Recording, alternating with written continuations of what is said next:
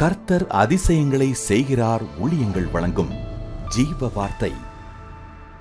இந்த நாளிலும் கர்த்தருடைய ஊழியக்காரன் உங்களை மனதார வாழ்த்துகிறேன். இயேசுவின் நாமத்தில் உங்களை ஆசீர்வதிக்கிறேன். நீங்கள் ஆசீர்வாதமாக இருப்பீங்க. கர்த்தர் பெரியவர்.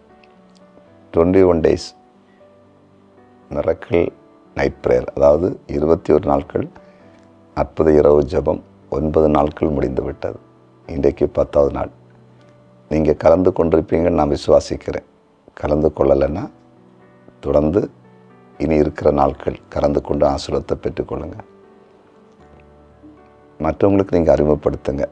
அவர்களும் இயேசுப்படுத்த நன்மைகளை பெற்றுக்கொள்ளட்டும். கர்த்தர் உங்களை ஆசீர்வதிப்பார். இந்த நாளில் ஜீவார்த்தைக்கான வசனம் சங்கீதம் 34:17. நீதிமான்கள் கூப்பிடும்போது கர்த்தர் கேட்டு அவர்களை அவருடைய எல்லா உபத்திரவங்களுக்கும் நீங்களாக்கி விடுகிறார். எல்லா உபத்திரவங்களுக்கும் நீங்களாக்கி விடுகிறார். நம்ம வாழ்க்கையில் சில நேரத்தில் பலவிதமான உபத்திரவங்கள் இருக்கும், பலவிதமான பாடுகள் சூழ்ந்து இருக்கும். நம்ம ஆண்டவரை நோக்கி கூப்பிட்டேன்னா அந்த எல்லா பிரச்சனையிலிருந்தும் நம்மை நீங்களாக்கி விடுவிப்பாராம்.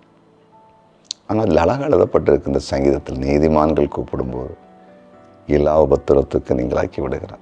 நம்ம நீதிமான்களாக வாழ்ந்தாலும் பல உபத்திரவங்களை நம்ம சந்திக்கும்போது கூப்பிட்டா விடுதலை கிடைக்கும்.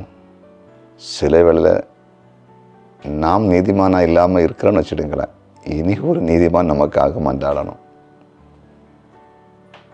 அதாவது நோவா நீதிமானாக இருந்ததுனால தான் தன் குடும்பத்தை காப்பாற்றுறதுக்கு பேழையை கட்ட முடிஞ்சிச்சு. ஆபிரகாம் நீதிமானாக இருந்ததுனால தான் சோதம் கோமராவுக்காக மன்றாட முடிஞ்சிச்சு. ஆண்டோட தான் ஆபிரகாம்கிட்ட கேட்டார், எத்தனை நீதிமான்கள் இருக்கிறாங்க, ஒரு 10 பேராக இருக்காங்களா பாருன்னு கேட்டார்.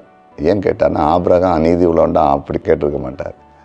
சோதம் கோமரில் நீதிமானே இல்லை, ஆனால் ஆபிரகாம் நீதிமான் தான். அந்த நீதிமான் சோதம் கோமராவுக்காக மன்றாடுறாரு.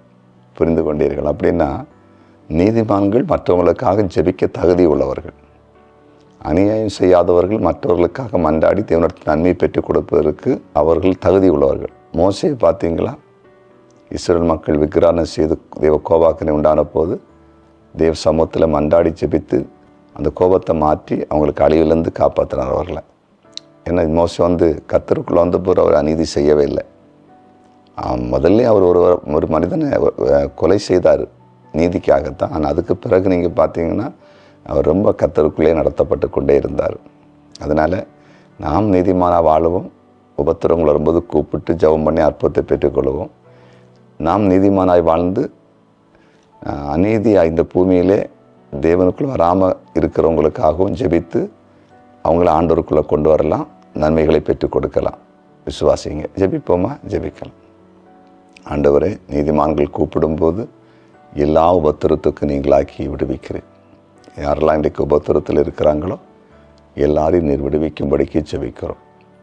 இவர்கள் மற்றவர்களுக்காக ஜெபிப்பதற்கு தகுதிகளோடு அங்கே இருந்தாங்கன்னா மற்றவங்களுக்காக இவங்க ஜெபிக்கட்டும்.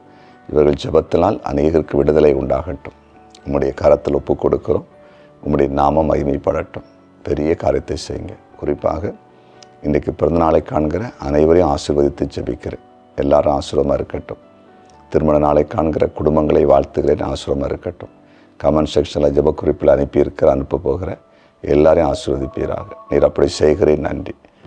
இயேசுவின் நாமத்தில் பிதாவே, ஆமென்.